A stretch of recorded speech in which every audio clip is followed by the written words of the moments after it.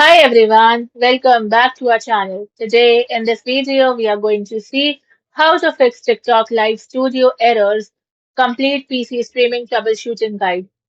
Fix 1. Restart TikTok Live Studio and your PC. First close TikTok Live Studio completely, then open Task Manager and end any TikTok Live Studio processes. Then restart your computer. Now launch TikTok Live Studio again and test your stream. Fix 2. Check your internet connection. Run an internet speed test and ensure your upload speed is stable. Now switch from Wi-Fi to a wired Ethernet connection if possible. Then restart your modem and router.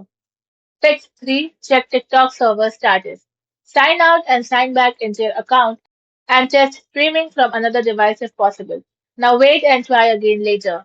Fix 4. Reinstall TikTok Live Studio. First uninstall TikTok Live Studio, then delete remaining cache and configuration files.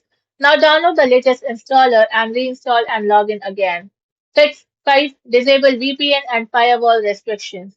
First disconnect any active VPN if you are using, then temporarily disable third-party firewall software and add TikTok Live Studio to Windows firewall exceptions.